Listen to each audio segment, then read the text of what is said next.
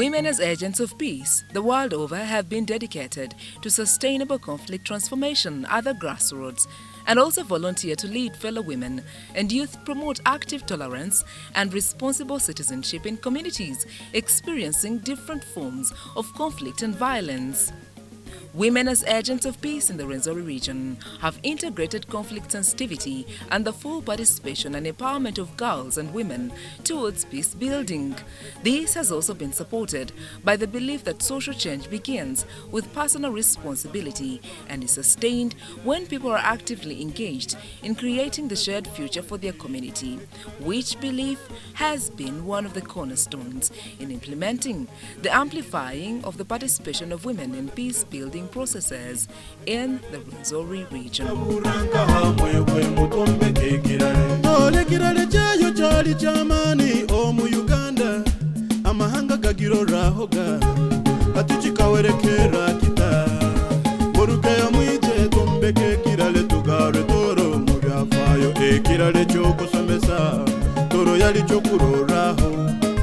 Garuhuma yali university ya kitara hati mu matendekero abayituma b'ebyobulemi n'obutegeki kunuka gali matwale embuga hazitangatanganire emihanda yona noho yayolekeza.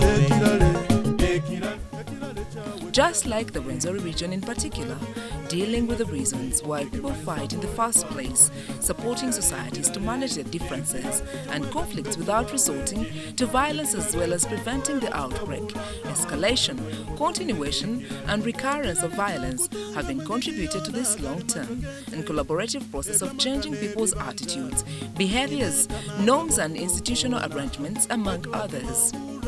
In a bid to achieve this, there are women who have stood against these odds and thrived amidst these storms.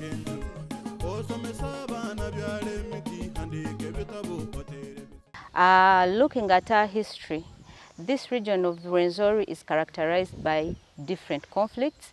Actually, we are a conflict hotspot area. There are different conflicts within our region, ranging from tribal wrangles, land wrangles, natural resource conflicts, gender-based violence. If you recall previously, we were ranking second region, sub-region in early marriages in the whole of Uganda. And in our region, Kasese was taking lead and Chenjojo was following. So based on this, Rwenzori Forum for Peace and Justice, with support from UN Women under the auspices of the Women Peace and Humanitarian Fund, we came up with a project that we started implementing the previous year, 2021, January. And we are working in partnership with another organization, Action on Women Foundation, in this project. So we came up with a project called Amplifying the Participation of Women in Peace Building Processes. And the major aim is just to bring women on board. Yes, we have the conflicts, but we don't see women come up to resolve these conflicts. We never see women come and be part of the committees that come to conciliate, that come to mediate conflicts when they occur. Right from family level, if you look at our history, and this is mainly because of the nature of our culture, women never even come up in clan meetings to resolve a conflict that has come up. So that's why we said, much as we have these conflicts, let us not leave them to only the men to be the ones to participate in resolving them. So we came up with this project so that we can bring women at the forefront of conflict resolution and peace building.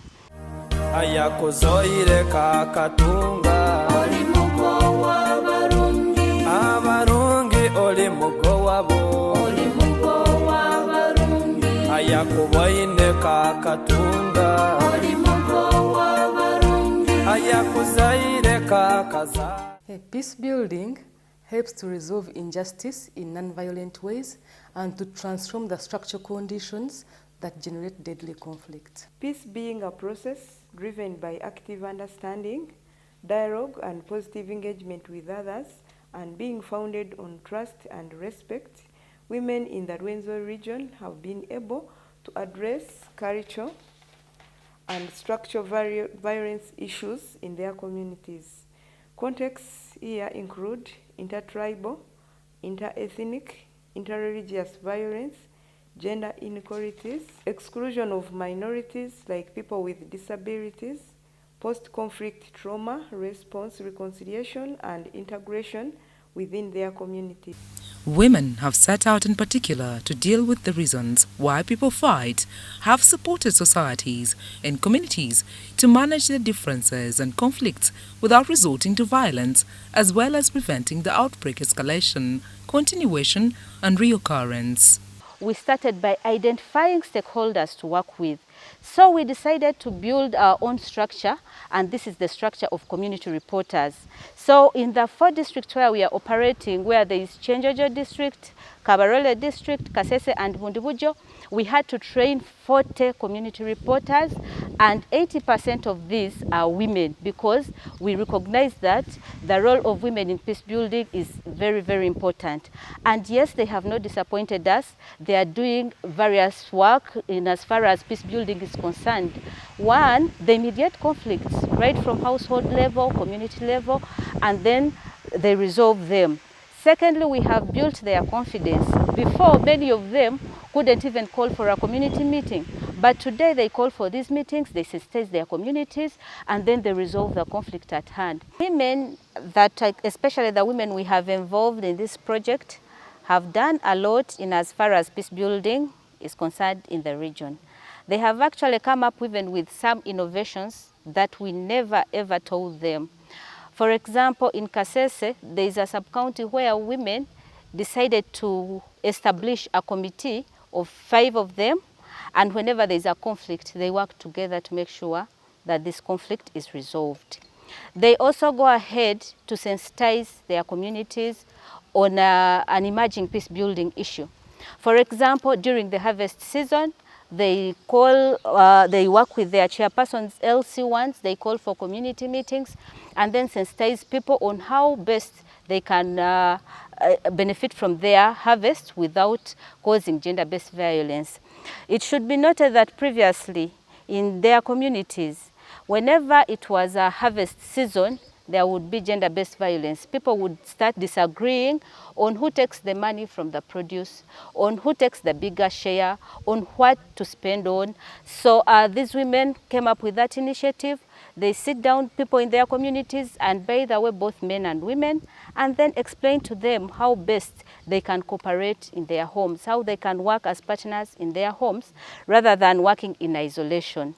Then they also mediate conflicts that are upcoming, for example, land conflicts, and they work with different structures in doing this. For us, we played a role in establishing a very strong referral pathway.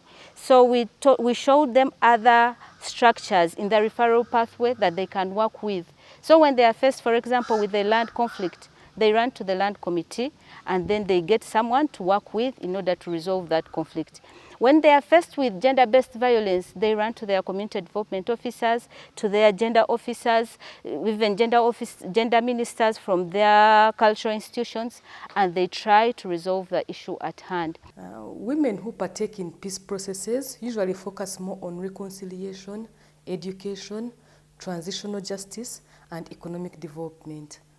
They speak up for the excluded groups and the need to address the underlying causes of conflict.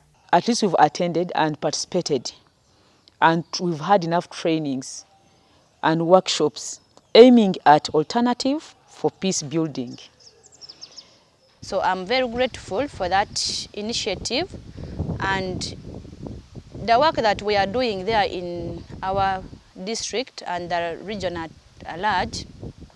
Women in my community, especially the Individual Town Council and the district at large, have managed to mediate conflicts within themselves, whereby when a woman gets a challenge, whether domestic violence, whether land, any other conflict, they know how to mediate it, because we've been having community dialogues, and these women have been taught and they know how to handle these conflicts and how to mediate them with the help of the community reporters. So another thing that these women are now doing in our community through the reporters and through our efforts, and the talk shows that Rwenzori Forum has been having on the UBC and Development FM, Women nowadays, they know how to refer cases. Women have excelled in peace building in the Rwenzori region due to the presence and emergence of various support structures and systems that have emerged in their communities. We are working with Action on Women Foundation, our partner, which helps us actually to connect, especially with the infrastructure at the national level. But also within our region, we have cultural institutions, and we are working with them because we recognize the fact that the role of women in peace building has not been coming out very well due to our cultures. If you notice that most of our cultures undermine women, if I use that word, and that's how they are. So we have also come up to work with these cultural institutions like Toro Kingdom, like Obusinga bwa Rwenzururu, Obudingia bwa Mamba, the Basongora and the Banyabindi, to make sure that we bring women on board. We want to appreciate, for example, in all these kingdoms, they bring women on board. Women are even have ministerial positions in these cultural institutions. For example, here in Toro Kingdom, the first Deputy Prime Minister is a woman, and we have worked closely with her. We have also worked with the ministries of gender in these cultural institutions to make sure that we amplify the role of women in peace building.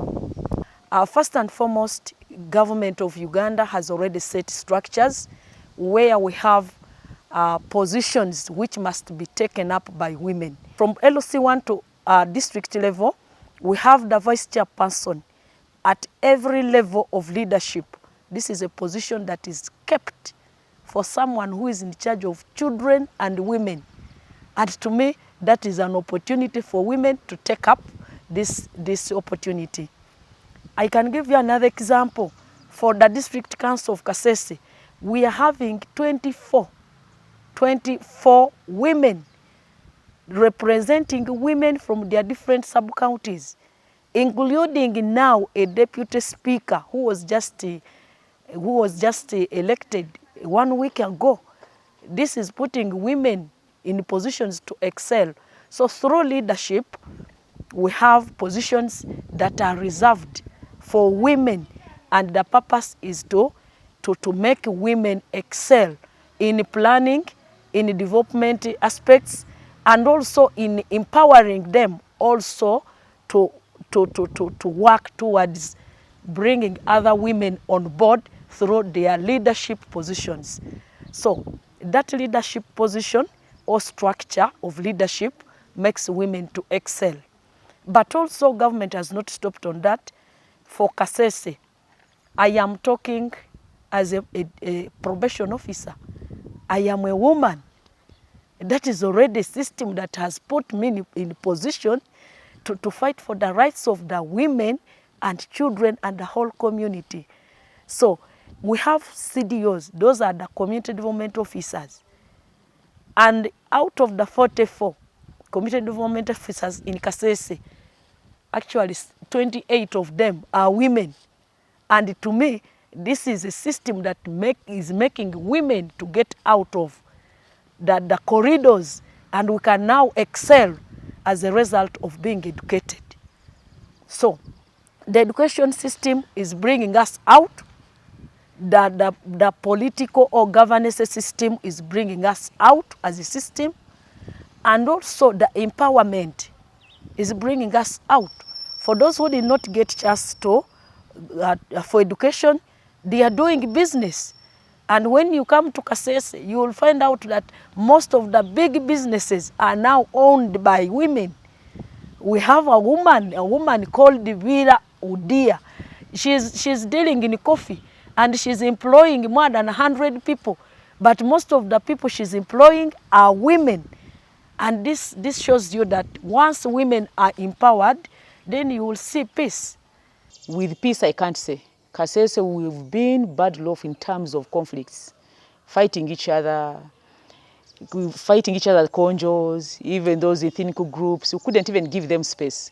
But because of number of trainings, number of workshops, number of meetings that we've undertaken, at least there's peace. We can now interact with those ethnic groups. We can now share political positions. Like I'm the chairperson of the Women's Council, my vice is Musongora from an ethnic group. So I think at least that is a step taken. Therefore, we are saying at least we are moving a step. Two, we've come together as women. We've made a number of groups. We are making art and craft. We are saving. We have a number of groups. Like we have another group from Karusandara, women living with HIV. Where Bakonjos are there, Basongoras are there, Bachiga, Banyankora are there. To mention them, at least we've now come together as women to make sure we improve on our economic activities. We've taken leadership positions. Like recently, our speaker for the district was uplifted. He got another job. So we had to go again for elections. But I'm happy. Last time, only men had taken that position. The speaker was a male, the deputy speaker was a male, but this time around the speaker is a male and the deputy is a female. So I think that is another achievement. At least we are moving a step and we are proud of that. More so, at least we are sharing. We are sharing these political positions, and at least we are getting a gap of disseminating the information of peace from these offices that we have. Wherever you go, I as the chairperson, I'm given a platform. Then I disseminate the information of peace. Through these trainings and these positions, we've tried to push other women also to come on board so that we increase numbers. Two, we've at least talked about education of the girl child. And I, for one, I'm a beneficiary of go back to school, stay in school, and complete school. Like I've always told you members that I dropped in senior 3, but because of these trainings, I had to get morale and courage to go back to school. I went completing my senior 4, I went for a certificate diploma, and here I am. So at least we are pushing for the women to go back to school. If they went back to school, we shall eliminate on violence, domestic conflicts. At least we encourage women to go back to school. When a woman has gone back to school, that is a step taken. You know, when you are informed, you don't behave like a literate woman. You will know laws, you know where to go, you will know your rights. So that's why we are saying that at least women should go back to school so that they become peaceful. I, for one, am happy. In my village, in my community, people know me as an ambassador of peace. Like recently, I had to mediate my family, my father-in-law with my mother-in-law. They had conflict over 2 years. So they came to me, what should we do? They knew me as a peace actor because they have seen fruits in me because of these trainings, because of the position I'm holding as a woman. Therefore, we've taken at least a step. We are so happy for this. It's one of the support systems that have brought about women excelling in peace building in Rwenzori, where I follow as a peace reporter and a community reporter. You find that we do a great role that is supported by Rwenzori Forum, whereby Rwenzori Forum for Peace and Justice has trained, has mentored, has empowered community reporters in conflict management, conflict reporting, case handling, and case referring. Rwenzori Forum has really supported women so that they can amplify their voice and stand against gender-based violence, stand against land-related issues, stand against post-election related conflicts, stand against natural resource issues, and as well tribal or ethnic conflicts that arise. Women have been really outstanding to see that they instill peace. But women reporters have not worked alone, as I can say. Women reporters have worked with peace actors. And I know Rwenzori Forum and Peace and Justice, they also have a peace chapter aligned that. We have worked with police. Women have worked with police. They have worked with community development officers who are stationed at sub-counties. Almost in every sub-county, they are senior and support community development officers. They have also worked with the Office of the RDC. The Office of the RDCs have played a fundamental role in mediation with the CDOs to mediate, see how can people come together, see how can peace be instilled in families, how can gender-based violence be handled at a lower level before going to court. So you find that they have played an outstanding role. And There has also been support from women councils. Women councils have also been brought on board. Previously, if you try to check in here in Rwenzori, that women were sidelined. It was not common where you would find that women are sitting together with men all handling cases.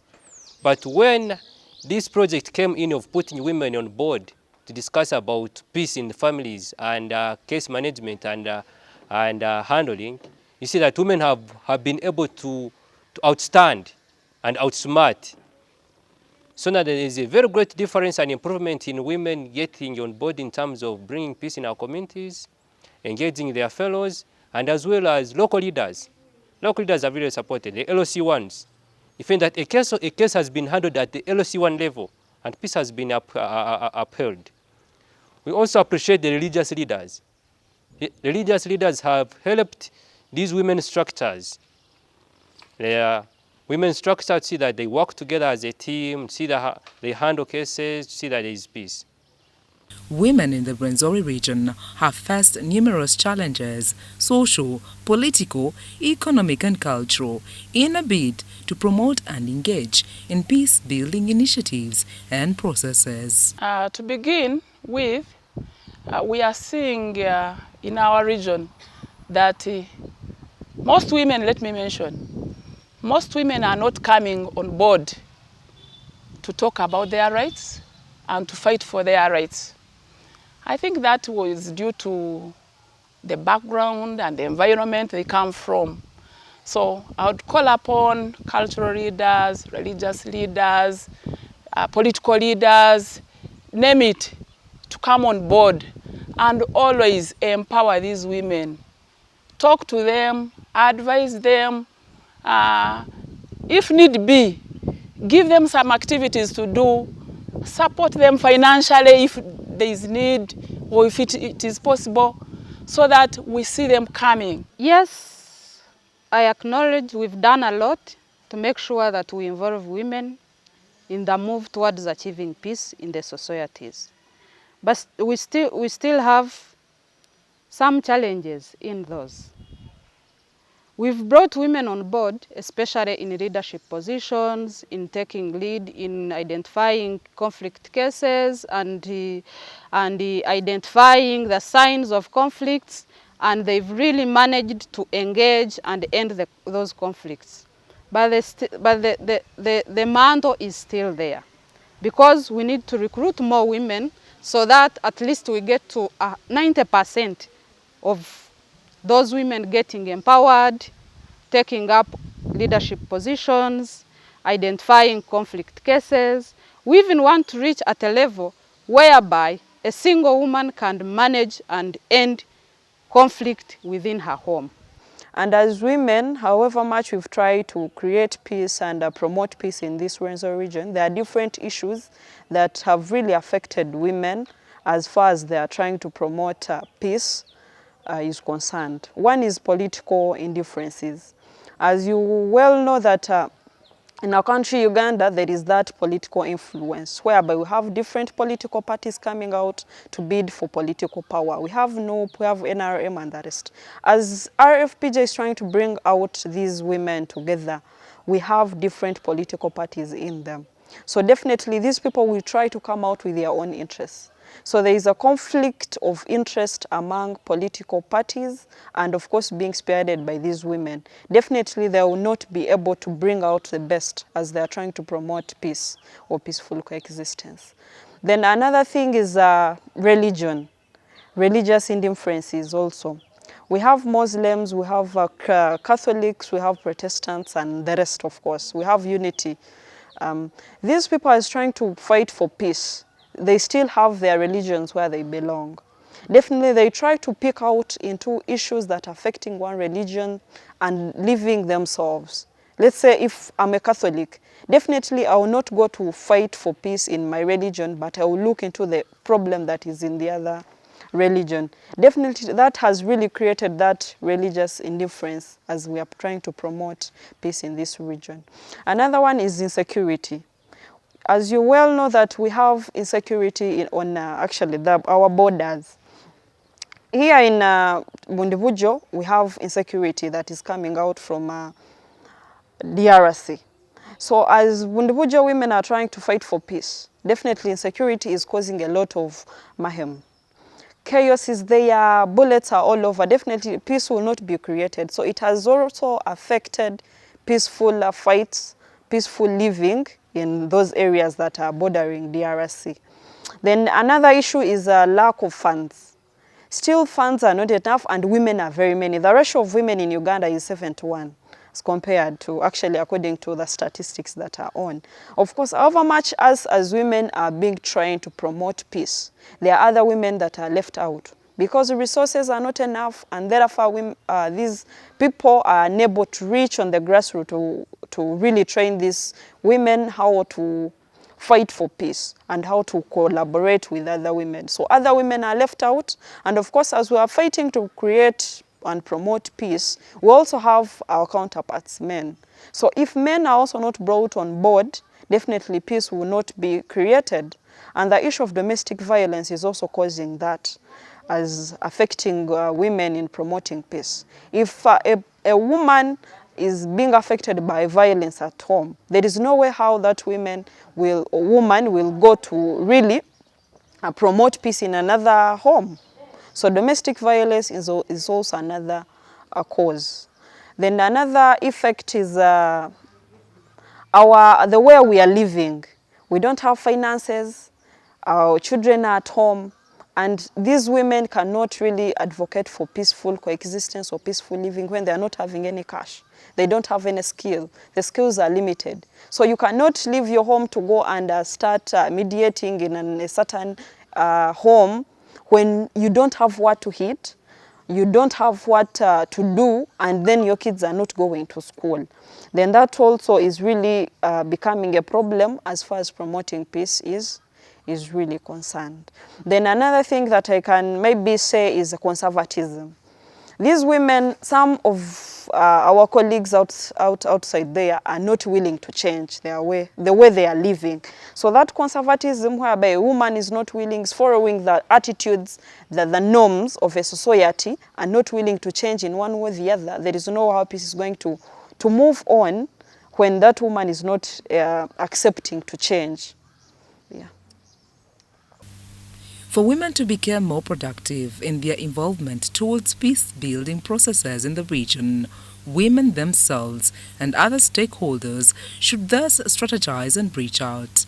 We have got the knowledge, but we need to be empowered physically. For example, the women who are our survivors in the community, we need to give them skills that will make them survive beyond today. We need to plan to have a green project for our survivors, like those who want to do tailoring, those who want to do salon, those who want to do driving. Let them get empowered so that they can be independently supported. They also get to support their families. 2, we need to encourage men to know their responsibilities in protecting the rights of the women. What I can recommend to women to see that they involve themselves in the peace building is that, first of all, let them know each other. We need to know each other. As women, in the past, we used to see women going in groups, working in groups. So we are asking ourselves to begin with, what went wrong? A certain problem happens in a neighborhood and somebody just nearby doesn't know it. So to begin with, let us first know each other, love each other, work together, talk to each other, understand the needs of each other, understand the problems and worries of people living around us. Then we can be able to learn their issues and also advise them accordingly so that we come together and work together and see that whatever is affecting the other and also what is affecting you and the society just around you is solved. We can solve this by hearing and listening to each other and working together. But that one I think can help us by coming together and then working together. Yeah, we've done so many things. Like for us in Kasese, we have a problem of floods. At least we are campaigning for tree planting. We are telling women at least in every land, they should plant at least 10 trees to at least to protect or to prevent these floods. Because when a woman is carrying luggage now and then, of course there's no peace in her home. There will not be food.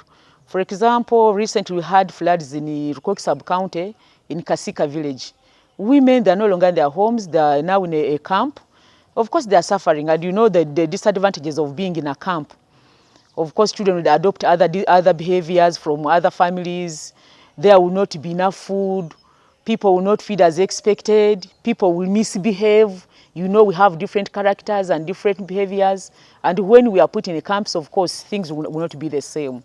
So at least we are campaigning that each woman should at least plant more than 10 trees. Like we had this campaign of planting bamboo trees. For one, I mobilized women, like about 10 groups of them. They planted nursery beds. A few of them have sold their trees to WWF, and they have earned something little, and again protecting the environment. So at least we are campaigning for women to make sure they take care of the environment in order to be peaceful. We've become counselors of our own homes because we know the importance of a woman in a home. When you are not informed, when you are not peaceful, the home will be disorganized. So we are counselors in our own homes. We've managed to provide peace, provide food, so that our men should also feel us. Because when there's peace, when the woman is peaceful, the man will also change. At times we contribute much also. We as women, we contribute much in violating the families. When you don't understand your home, when you don't understand your husband, when you don't understand your family, you find also contributing this violence. But at least through these trainings, workshops, meetings, we've tried to get those skills. We've had enough skills on how to handle conflicts, how to handle violence, and how to guide our children, how they can protect themselves against sexual harassment. Because at least we know most girls of ours, they have faced so many challenges. At school, in the community, working places, they face those sexual harassment. But at least we normally talk to them. We talk to our families, the communities, how they should protect themselves against this.